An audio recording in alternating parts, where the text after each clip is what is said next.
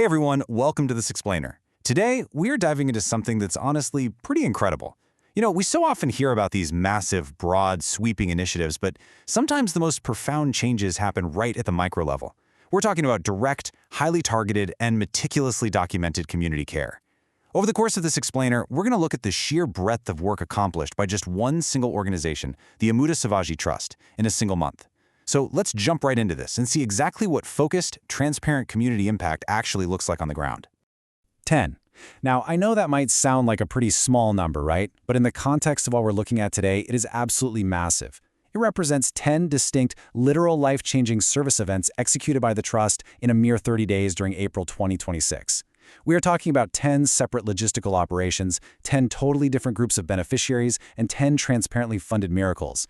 Honestly, pulling this off in just 1 month requires an immense level of dedication and organization. So, to make sense of all this, we're going to break these 10 events down into 4 main pillars: nutrition for the vulnerable, sustaining tribal communities, the gift of mobility, and finally, empowering through education. All right, let's kick things off with pillar number 1, nutrition for the vulnerable, fueling recovery. Looking at the first few events 1, 2, and 9 from their logs, the Trust zeroed in on the absolute critical nutritional needs of some highly vulnerable folks, specifically expecting mothers and young children facing severe health crises. And this right here perfectly illustrates what we mean by targeted aid. Because this isn't just a generic run-of-the-mill food box. The Trust actually went out and sourced nutrient-dense fruit and nut kits. We're talking premium dates, almonds, cashews, and fresh fruits like guavas, pomegranates, and sweet limes. These were hand-delivered directly to economically challenged pregnant women in remote villages, women just like Mariamal from Panari and Vinathini from Pulakat. Ensuring maternal health is literally foundational to community well-being, and getting these high-quality nutritional items directly into their hands impacts the health of both the mother and the next generation. Now this part is just brilliant.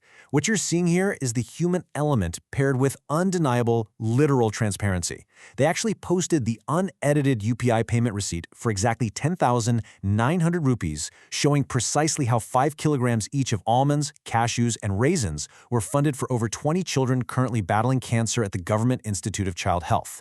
By pairing that human story with hard financial transparency, the Trust builds this incredible bond of credibility with anyone observing their work. I mean, you see exactly where every single rupee goes. Moving right along to our second pillar, sustaining tribal communities, food as a foundation. So, for events 4, 5, and 6, the focus shifts a bit from individualized medical nutrition over to large-scale sustenance, because as we all know, food is so much more than just calories, right? It's comfort, it's community, it's care. Across these 3 events, the Trust prepared really rich, wholesome meals specifically for tribal communities. They didn't just drop off raw ingredients and leave. They served prepared, comforting dishes like vegetable brinji, alongside fresh red bananas, Indian gooseberry, which you might know as amla, and even sweet treats like groundnut burfi. It's a dignified, complete meal designed to bring joy and fundamental sustenance to communities that are, frankly, often geographically and economically isolated. And when you tally up the logs for these 3 specific events, the cumulative impact is just awe-inspiring. Over 300 deserving tribal children and community members were fed through this initiative in April alone. That's enough to fill a decent-sized auditorium. It represents over 300 instances of hunger totally alleviated and community bonds strengthened, all executed with precision in a matter of days. And once again, they lean hard into this evidentiary storytelling. We get to see the real tangible outcome here. Community members sitting together, enjoying their vegetable brinji, presented right alongside the precise bank transfer records that funded these exclusive donation events. This was actually facilitated by families like the Adigudi and Srivastava families who partnered up with the Trust. It's this constant, open cycle of action and accountability that makes their operational model so remarkably effective and trustworthy. Okay, let's shift gears to pillar 3, the gift of mobility, steps toward independence. Covering events 3, 7, and 8, we're moving from nutrition into direct medical intervention. And it's so important to remember that behind every single charitable log is a real human life. In these events, the Trust procured customized ankle-foot orthosis, or AFOs. I really want to take a second to respectfully read the names of the specific young kids whose lives were forever changed by getting these mobility aids. Asifa, Dinesh, Shivani, Vishnu. These aren't just data points on a spreadsheet. These are real children who are now literally taking steps toward a more independent future. And just look at this powerful transformation. This right here is 14-year-old Vishnu. Before this intervention, his mobility was severely compromised. But with a highly targeted intervention of just 1,500 rupees, which, think about it, is roughly the cost of a nice family dinner out, the trust got him the exact medical equipment he needed. The after photo is absolutely brilliant. It completely changes this teenage boy's ability to walk, to actually attend school, and to participate in his community. The return on impact for that 1,500 rupees, it's practically immeasurable. Which brings us to our final pillar, Section 4, Empowering Through Education, Iziratsi's story. We've reached what is arguably the emotional climax of this explainer, zooming in on event number 10. I want to read this profound quote directly from the Trust's logs. 3 sisters, 1 dream, a future through education, standing beside dreams until they take flight.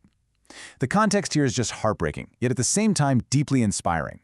Izirati is the eldest of 3 sisters from Salem. They tragically lost both their mother and their father. Without parental support, the odds were entirely stacked against them. But Izirati and her sisters simply refused to give up on their future. To really grasp her resilience, you have to look at this stark contrast. In the classroom, Izirati is absolutely brilliant. She scored an exceptional 484 out of 500 marks in her standard examinations. But her financial reality? It's grueling. To keep her family afloat and support her younger sisters, she works part-time in the evenings at a medical clinic, earning a mere 5,000 rupees a month. Her academic excellence was colliding violently with a financial wall she just couldn't climb over on her own. These official mark sheets serve as undeniable proof of her fierce dedication. She has been pursuing a Bachelor of Commerce in Computer Applications and has literally secured top grades in every single semester. Her excellence is so consistent that she's actually been nominated for a gold medal award at her college. But as she approached her final semester, the examination fees became an impossible hurdle on that 5,000 rupee salary. She was quite literally on the finish line, about to be pulled out of the race.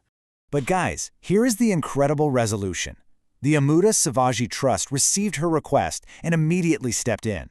They generated this successful payment to clear her 7,211 rupee final semester fee, just like that.